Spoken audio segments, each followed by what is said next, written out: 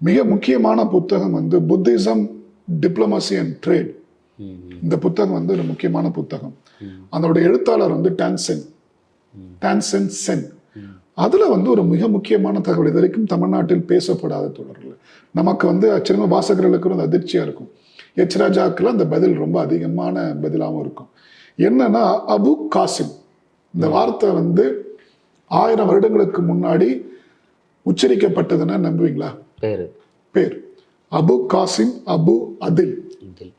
இந்த 2 பேர் வந்து வணிக தூதராக, வணிக அமைச்சராக சீன அரசனுடைய சங் டைனசிட்டி, சங் கோர்ட் ஆங்கிலத்தில் சொல்லுவாங்க, சங் அரசவைக்கு வந்து தூதராக அனுப்ப வைக்கப்பட்டவர். சோழ பேரரசுடைய தூதுவர்களா இவங்க 2 பேரும், அதாவது 2 இஸ்லாமியர்களும். 2 இஸ்லாமியர்களும். அந்த புத்தகத்துல வந்து 167 226 பக்கங்கள்ல போனீங்கன்னா உங்களுக்கு டீட்டெயிலா இருக்கும். சாப்டர் 4 நான் சொன்ன இந்த புத்தக சாப்டர் ஃபுல்லா படிச்சீங்கன்னா நான் சொல்வதை விட அதிகமான தகவல் இருக்கு. நான் சுருக்கமா உங்களுக்கு சொல்றேன். அவருடைய பேர் வந்து அபு காசிம், அபு அதில். இன்றைக்கு தேதி, அன்னைக்கு வந்து சந்திர நாட்காட்டி, இன்னைக்கு வந்து நாம இன்னைக்கு சொல்ற தேதினா நவம்பர் 15 1033 அவங்க சைனாவுக்கு போனது. அந்த சைனாவினுடைய அரசவைக்கு போனது, தூதராக போனார். அப்போ வந்து இவங்க கேட்டாங்க இல்லையா, அவர் வந்து முஸ்லீம கோயில் கட்டினாங்களா, மசூதி கட்டினாரா, சர்ச்சு கட்டினாரான்னு. ராஜராஜ சோழனுக்கோ ராஜேந்திர சோழனுக்கோ சோழ வம்சத்துக்கோ அவன் இஸ்லாமியனாக இருக்கிறான், பௌத்தனாக இருக்கிறான், வைணவனாக இருக்கிறான், சைவ சமயத்தனாக இருக்கிறான்னு கவலை கிடையாது.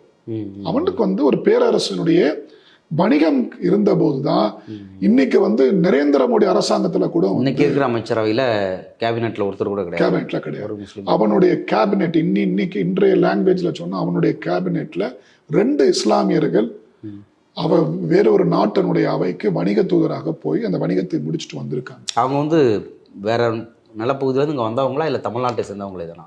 அவங்க தமிழ்நாட்டை சார்ந்தவங்க.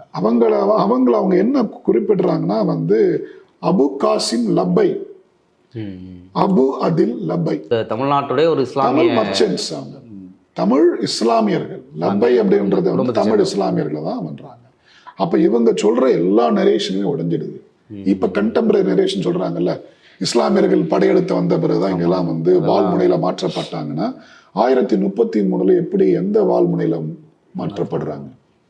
தூதர்களாகவும் போயிருக்காங்க. ஒரு பேரரசனுடைய தூதரா போயிருக்கான், வணிக தூதரா போயிருக்கான். அப்போ வெற்றிமாறன் சொல்றது வந்து எடுத்து பார்த்துக்கிட்டோம் அப்படின்னா, பெருவுடையார் கோயிலில் பௌத்த சிலை வைக்கக்கூடிய, பௌத்த சிற்பத்தை வைக்கக்கூடிய பௌத்த மடத்துக்கு